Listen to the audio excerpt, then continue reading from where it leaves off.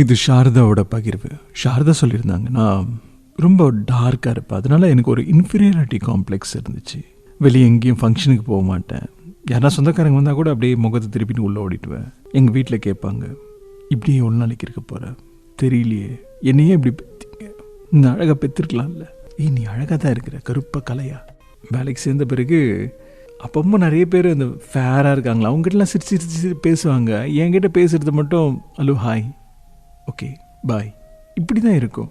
எனக்கு உள்ளுக்குள்ளே தோணும், ஏன் என்கிட்டலாம் பேச மாட்டாங்களா அப்படின்ற மாதிரி கஷ்டமாக இருக்கும். லவ் குரு அப்படி இருக்கும்போது எங்கள் ஆஃபீஸில் பிரகாஷ்ன்ற ஒருத்தர் ஜாயின் பண்ணார். பார்க்குறதுக்கு செம்ம ஸ்மார்ட்டு, ஆனால் நான் திரும்பி கூட பார்க்கல. காரணம் என்ன அப்படின்னா, எனக்கு தெரியும் நார்மலாக ஒருத்தவங்க இருந்தாலே நம்மக்கிட்ட பேசுறது யோசிக்கிறாங்க. இவர் வேற பார்க்குறதுக்கு ரொம்ப அழகாக ஃபேராக இப்படி இருக்கார், நம்மக்கிட்டலாம் பேசுவாரா, பொண்ணுங்களாம் அப்படியே வழிஞ்சு வழிஞ்சு வந்து பேசுகிறது இருக்கும்.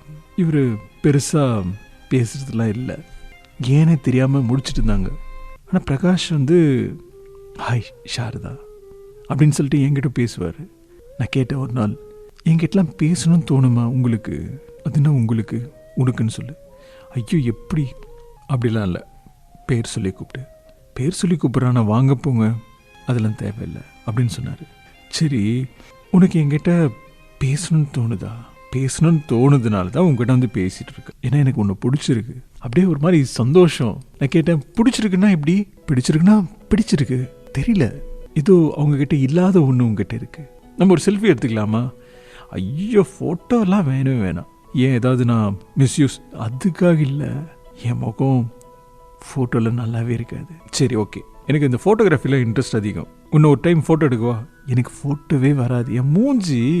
பிரகாஷ் விட்டுறேன், சரி உன்னை அழகாக எடுத்து காட்ட வேண்டியது, அழகாக தான் இருக்கிற, பட் இருந்தாலும் இதை விட கூடுதல் அழகாக எடுத்து காட்ட வேண்டியது என்னோட பொறுப்பு. அப்படி பண்ண முடியுமா, பண்ணி காட்டுவா, இப்போ நம்ம செல்ஃபி எடுத்துக்கலாம் வா அப்படின்னு சொல்லிட்டு செல்ஃபி எடுத்தான். ரொம்ப அழகாக இருந்துச்சு. வழக்கமாக என் முகம் அப்படியே ஒரு மாதிரி இருட்டாக இருக்க மாதிரி இருக்கும், ஆனால் பிரகாஷ் பக்கத்தில் பிரகாஷ் வேற தான் இருக்கிறான், ஆனாலும் ஃபோட்டோ நல்லா அழகாக இருந்தது. என்னோட முகத்தில் ஒரு சிரிப்பு பாரு, இவ்வளோ அழகாக சிரிப்பை வச்சுக்கிட்டு, இதை வந்து சிரிக்காமல் இவ்வளோ அழகான ஒரு முகத்தை வச்சுக்கிட்டு அதை மறைச்சிக்கிட்டு, ஏன் இல்லை பிரகாஷ் முறையாக இந்த ஃபோட்டோ எனக்கு பிடிச்சிருக்கு, எனக்கு தெரியா. அதுக்கப்புறம் நானும் பிரகாஷும் க்ளோஸாக இருக்கிறதுலாம் வந்து மற்றவங்களுக்கு பிடிக்காது. பிரகாஷ் சொல்லுவா, ஏய் வா எங்கே ஷாப்பிங் போகலாம், நானா மற்றவங்களுக்கு கூட்டின்னு போயேன், நீ வா அப்படின்னு சொல்லிட்டு கூட்டிகிட்டு வருவா. மற்றவங்களாம் வரேன்னு சொல்லுவாங்க, நான் வந்தால் மட்டும் அவாய்ட் பண்ணுவாங்க. ஆனால் பிரகாஷ் என்ன அவாய்டே பண்ண மாட்டான். எல்லோரும் முன்னாடி, இது சாரதா என்னோட ஃப்ரெண்ட், ஓ ஹாய். அவன் எப்போ அப்படி சொன்னானோ நான் ரொம்ப அழகாக இருக்கிறேன்னு எனக்குள்ளே ஒரு கான்ஃபிடென்ட் வர ஆரம்பிச்சிது. லவ் குரு அதுக்கப்புறம் எனக்கும் பிரகாஷ் ரொம்ப பிடிக்க ஆரம்பிச்சிது. பிரகாஷ் ஒரு டைம் எங்கிட்ட அவனோட காதலை சொன்னான், நானும் அக்செப்ட் பண்ணிட்டேன். கலகலன்னு போயிட்டு இருந்தது. ஆனால் என்னென்னா, எனக்கு ஒரு வகையான ஒரு காம்ப்ளெக்ஸ், உண்மையாகவே பிரகாஷுக்கு நம்மளை பிடிச்சிருக்கா, இல்லை டைம் பீயிங் சும்மா அப்படி பேசிட்டு அதுக்கப்புறம் விட்டு போயிடுவாங்களா, ஆனால் அவன் அழகுக்கு எவ்வளோ பேர் வருவாங்க அப்படிலாம் யோசித்தேன். மற்றவங்க யாராச்சும் அவங்ககிட்ட க்ளோஸாக பேசினா எனக்கு கோவம் வந்துடும், திட்டிடுவேன், பேசாமல் கோச்சிப்பேன், அவன் தான் சமாதானப்படுத்துவான். ஆனால் இது கண்டினியூ ஆகிட்டே இருந்துச்சு. ஒரு கட்டத்தில் அவன் வந்து, இது சரிப்பட்டு வராது, என்னது நீ பண்ணுறது சரிப்பட்டு வராது, நீ இப்படியே இருந்த எப்படி, நான் உனக்காக இருக்கிறேன், நீ புரிஞ்சுக்கணும், ஆனால் நான் யார்கிட்ட பேசினாலும் உன்னை விட்டு போயிடுவேன் அப்படின்னு ஒரு தாட்டில் நீ இருந்து என்கிட்ட சண்டை போட்டுன்னா எப்படி சாரதா, கஷ்டமாக இருக்குது.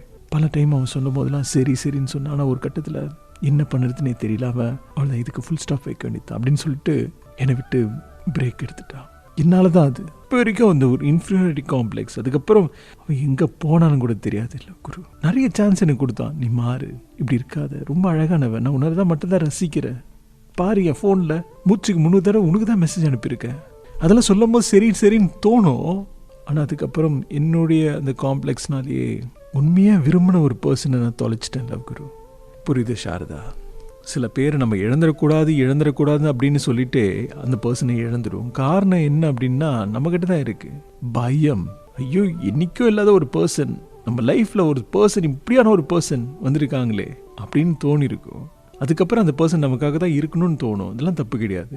ஆனால் நமக்காக மட்டுமே இருக்கணும் அப்படின்னு சொல்லிட்டு அவங்கள டைட்டாக பிடிச்சி வைக்கிறதுக்கு, தண்ணீரை கூட நீங்கள் அழுத்தி பிடிச்சிங்கன்னா கையில் இருக்காது தண்ணி, அதை எப்படி தாங்கி பிடிக்கணுமோ அந்த மாதிரி ஹேண்டில் பண்ணும். அந்த ஹேண்டில் பண்ணுறது ரிலேஷன்ஷிப்பில் தெரியல அப்படின்னா பிரேக்கப்பில் தான் முடியும். மறுபடியுமா உங்கள் தப்பை உணர்ந்து இது மாதிரியான காம்ப்ளெக்ஸ்குள்ளெல்லாம் போகாமல் எல்லாம் சரியாகவும் நான் நம்புகிறேன். அதை நீங்களும் நம்புங்க. இது ரேடியோ சிட்டி. நான் உங்கள் லவ் குரு.